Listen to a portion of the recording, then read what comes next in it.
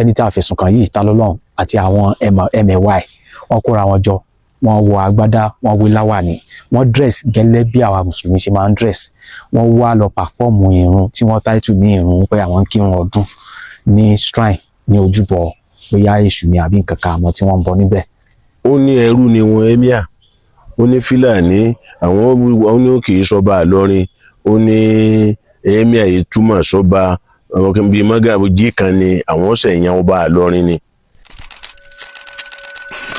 Orúkọ mi ni Abdulkadir Adémọ́lá Bọ́lájí Àjàsá tí mo jẹ́ lọ́yà fún Ògo Ìlọrin tí mo sì jẹ́ mẹ́mbà Ìlọrin Heritage Preservation Foundation tí mo sì jẹ́ kan lára àwọn lọ́yà tí wọ́n represent wọn nínú kéèsì Talọ́lọ́run Abdulazeez Adébọ́lá Talọ́lọ́run. Bí wọ́n ṣe pé kéèsì wa láàárọ̀ yìí àwa gan wà surprise pé a rí Talọ́lọ́run ní kóòtù láàárọ̀ yìí, a dẹ̀ rí lọ́yà ní kóòtù láàárọ̀ yìí, so kò wà represented despite the fact that we have fully perfect service on him.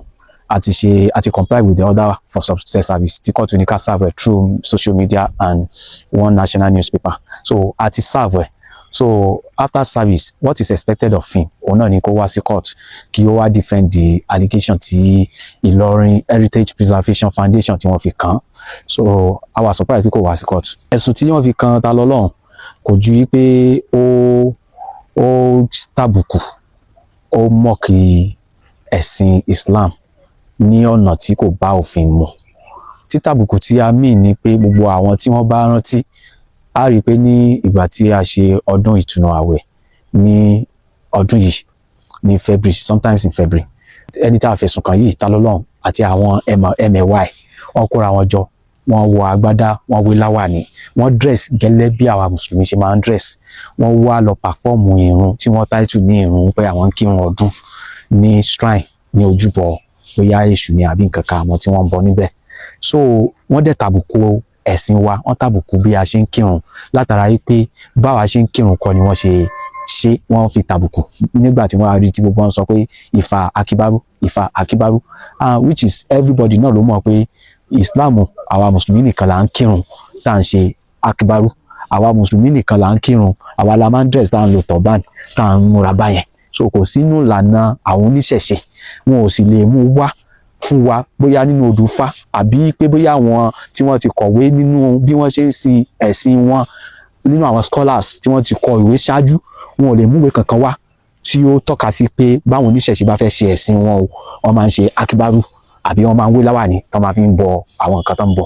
So lẹ́yìn ìgbà tá a rí fọ́nrán yìí la kọ lẹ́tà lórúkọ foundation wa Ìlọrin Heritage Preservation Foundation sí Talọ́lọ́run pé nǹkan tá a rí yìí o àwa lòdì sí, a sì takò, kò sì bófin mu, a sì fún ní gbàdéke ọjọ́ tá a fún pé kó fi lọ púlù fídíò yẹn down kó yọ kúrò ní page ẹ̀, a sì tún sọ fún pé kó apologize sí gbogbo mùsùlùmí àgbáyé.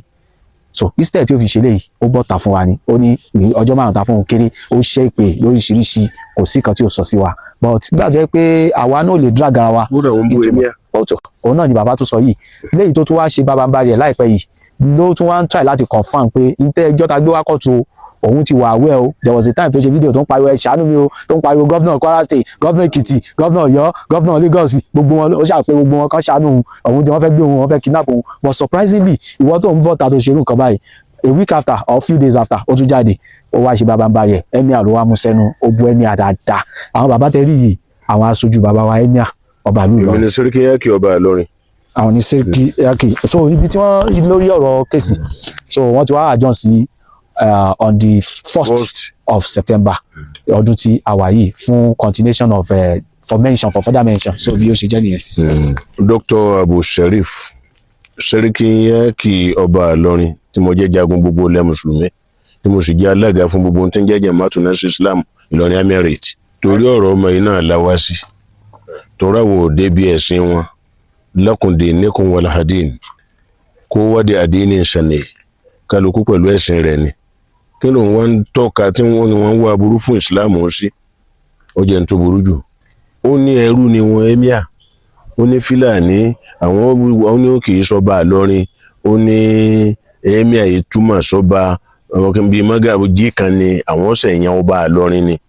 So gbogbo àwọn ọ̀rọ̀ tó wà provocative tó lè dá ìjà alẹ̀, tó lè dá wàhálà alẹ̀, níjáde lẹ́nu ẹ̀ tó sì wà recorded. irú ìgbésẹ̀ tá a gbé àní sọ nínú kínní bí gbogbo ń tá a bá fi jà àìfi hàn yàn ń tá a gbé ń gbésẹ̀ ó ti yé wa ló kọ gbogbo Ìlọrin yàtọ̀ fún tàwọn lọ́ọ̀yà. àwọn tí ọba gbàmọ̀ràn tí ọgbọ́ràn lèèyàn bá sọ̀rọ̀ kò lè gbọ́ máa sọ tó jóná ní tiẹ̀ aṣọ tó bá ya ni télọ̀ lè rán kí Ọlọ́run kó ṣamọ̀nà ẹ̀ bó bá wù. èmi ni Dr. Abu Sherif Sẹ́ríkí Yákì ọba Ìlọrin mágàjí ilé olówó sẹ́ńtà ìgboro. tí ẹ wá ṣojú. mo wá ṣojú bàbá wa ọlọ́lá ọba ìlú Ìlọrin àti gbogbo mùsùlùmí general. Inshallah.